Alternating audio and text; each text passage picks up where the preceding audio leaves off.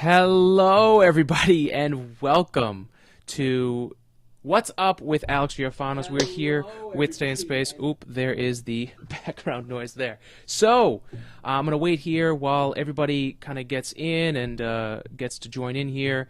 I have the comments ready here. If you guys want to join in the conversation and get involved, I would really appreciate that, because that's kind of what we're trying to do here, is get everyone talking about this. So, on this live episode of What's Up, we're going to talk about the total solar eclipse, because the Great American Eclipse is today. If you haven't heard of it, apparently it's been it's been talked about a little too much.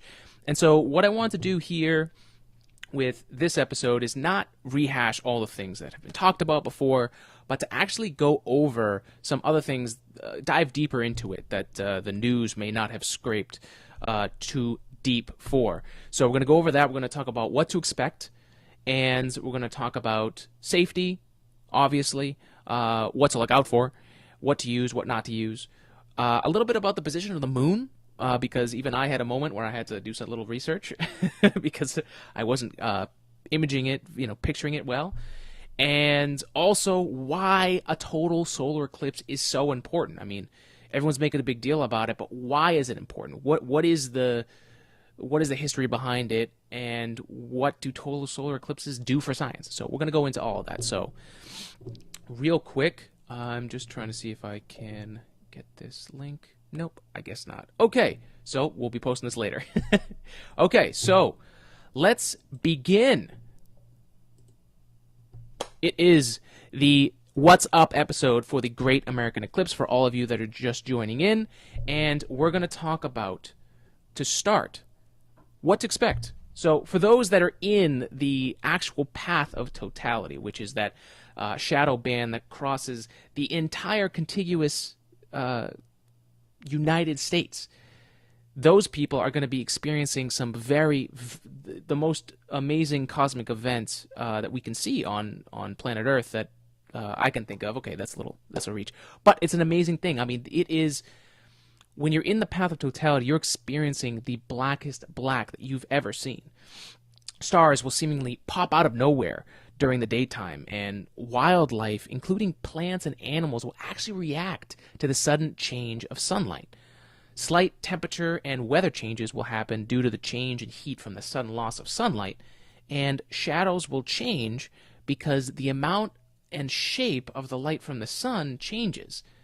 And that's because the moon is moving it from. So instead of that circular point of light, now we're getting this slice of light that's coming through it. It actually changes the shadows.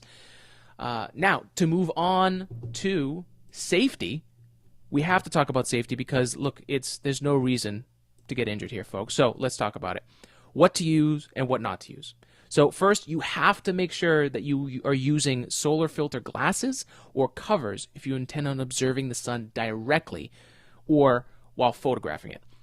You have to make sure that they are actually certified. So what do you look for? There are a lot of fakes out there. So what to look for is the ISO certification. So on mine, I actually have these glasses. Cindy, listener of the show, watcher of the show, got me these. Thank you very much, Cindy. And you need to make sure that they're actually certified. Getting it from the library. The libraries were actually giving these out. You're probably not going to find them anymore, especially today for the eclipse. But you got to make sure they are. One big thing you'll notice is you're not going to be able to see anything. I mean, essentially, they are actually very close to welder's glasses. So if you've ever worn one of those and just see how dark it is, you need that much filter to protect yourself. Now, as far as the fakes are concerned, I've heard of a lot of strange things that have been spread around. Don't risk it, people. Just don't risk it on some bro science that someone said. But the funniest one has been someone was saying use the wrapper from a Pop-Tart as the actual lens. Guys, don't do that. Please, don't do that. Don't risk it. The only other way to see this eclipse, if you're like in my situation where we're in Massachusetts and we're not really in the path of totality at all, but we will have 71% coverage, is to use an actual solar filter. I'm sorry, a pinhole projector. So you can make these. I actually made one just like this. It's an old box I had for some music equipment. And all you do is poke a hole, through it with just a pin. That's really pinhole projector, duh, right? And then you cut a hole so that you can actually view. And then this one I like because I could just put this on my shoulder, have the sun behind me, and then I can actually watch the pinhole view of that sun happen and watch the moon go in front without having to even damage my eyes. So that's beautiful. Or you can do, as you guys might have seen from my post the other day, NASA, it's a little too late for this. If you got a 3D printer, it only takes about 2 hours, so you might be able to get it done in time. But NASA released these 3D printed versions of all the states. And so we printed out Massachusetts, and this pinhole projector is the same thing. So you would hold this up, and the sun would be behind you, and you'd want to position it on a sheet of paper is perfect, and you'd want to position it so that you can actually view the eclipse happening there. And so for everyone who's not in totality, basically, when you're watching the eclipse, we'll get into it in a little bit, but when you're looking at the eclipse, the only time that's okay to look at a solar eclipse is when you're in totality. So unless you're in those few states that it's actually passing through, that narrow band of shadow, don't look at it directly without proper equipment. Okay? All right. So why? Why shouldn't you look at the sun directly, even if the moon's partially covering it up? Reason is, you could literally burn your retinas and go blind. Okay? So your eyes do not have pain receptors. So you're not going to even feel it. So don't think you're a tough guy or a tough girl and look at it and think, don't worry, I'll know when to look away. You won't, because you won't even feel it. So, and based on an account of someone, I posted the article yesterday on the podcast page, based on someone's account, they actually didn't realize they had gone blind until days later. So please, please, guys, be careful, okay? Now, it is safe to look at the eclipse, like we were saying before, if you are in the path of totality, or where the moon totally covers the sun as it moves into position. So the next question is, when is it okay to look at the sun when you're in the path of totality? Well,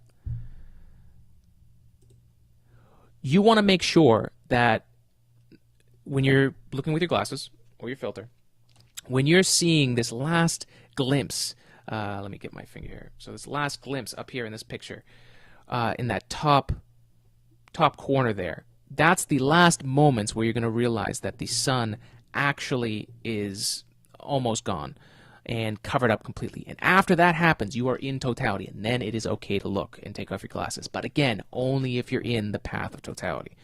And that's only going to last about 2 to 3 minutes for that cosmic event. Now, what you will see is the corona here. You'll actually see it here. So what's going on there is that the sunlight is actually escaping from all the mountains and the craters on the outer edges of the moon. And that's supposed to be one of the most breathtaking sights ever. I definitely can't wait until there's another one that I can go to so I can actually experience this, because of all the cosmic events, this is the one that there is a... Everyone who's seen it says there is a definite reaction when it actually happens, and that's just amazing.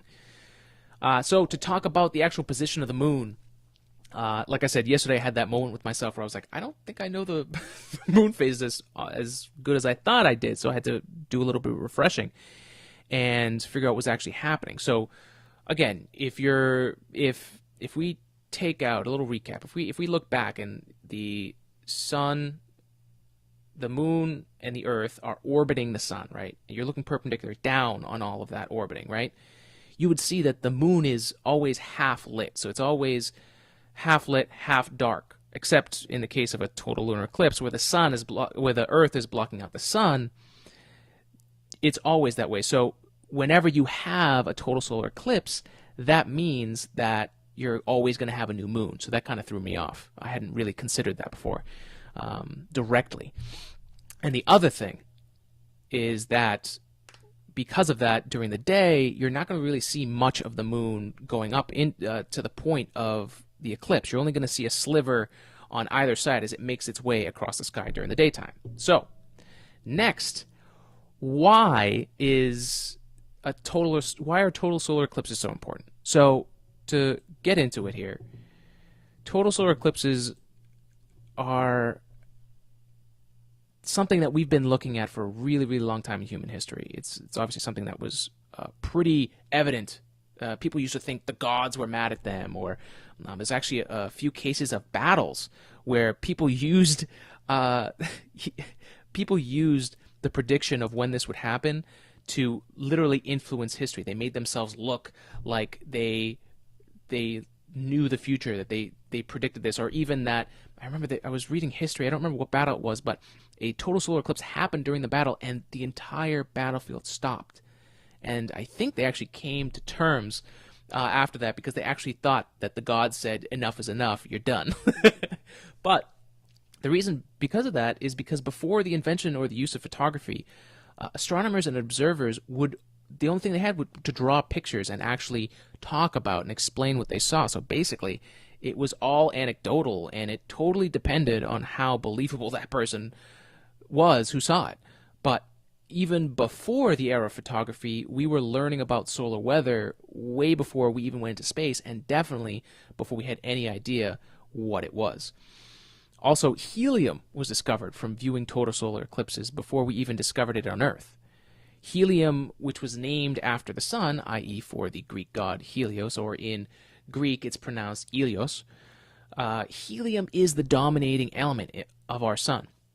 In 1868, just a little history here, during a total solar eclipse, a French astronomer named Pierre-Jules César Janssen, really sorry about the pronunciation, noticed a yellow line in his sun spectrum readings.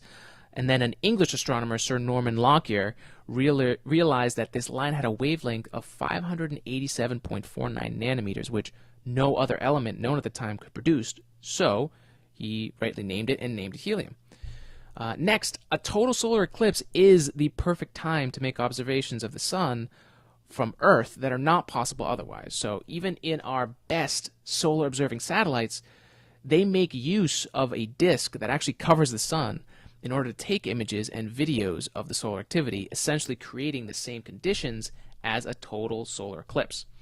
Now, arguably, the most important reason why total solar eclipses are important is because they were the ideal testing ground for proving Einstein's theory of general relativity. Now, Einstein's theory of general relativity made a prediction of how much a point of light from a distant star would bend around the bending of space caused by the mass of the sun. So, to give a quick recap, Einstein's theory of general relativity helped explain that gravity was not this mysterious force of the universe that no one could explain, like Newton, who gave us gravity and gravitational pull. It wasn't that it was gravitational pull, but that gravitation and gravity was a byproduct from the distortion of space and time caused by these massive objects like the sun and planets and all those things.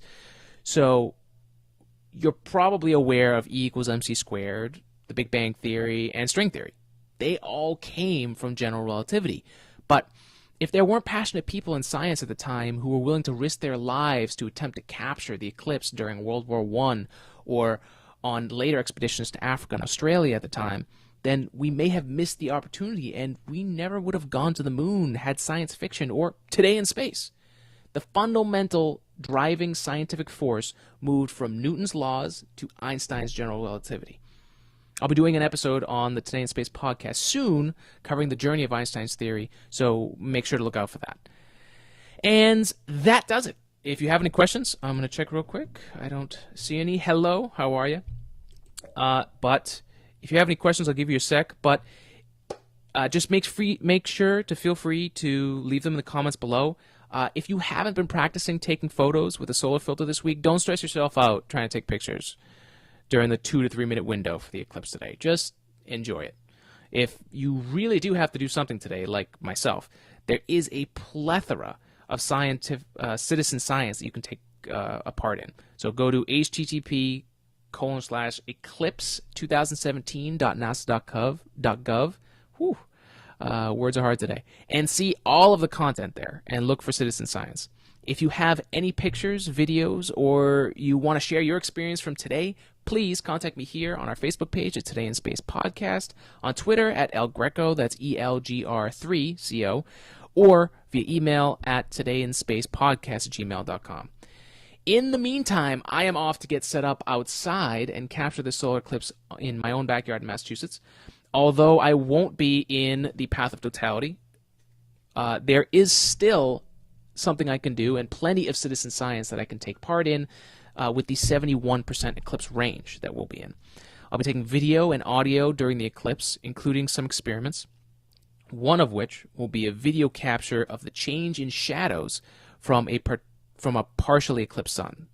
I'm also going to be capturing the sounds around me at that time to see if any wildlife reacts to the decrease of sunlight or if the winds seem to change due to the relatively sudden change in temperature. Even though it is minute, there is a chance that all these things may happen, so we might as well just get some recording equipment and make it happen. So I will have all of that in a video later today, hopefully. So make sure to check back here or on our YouTube page later on. For now, I'm Alex Giorfano, science communicator, and this has been another live episode of What's Up?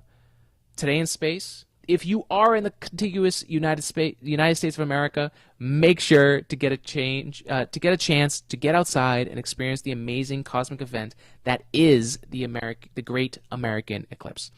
Good luck to all my fellow science friends who are in the path of totality today. I wish you clear skies, and thank you, Cindy, who gave me my solar glasses for today. Be safe, and as always, spread love and spread science, and have a great day, everybody.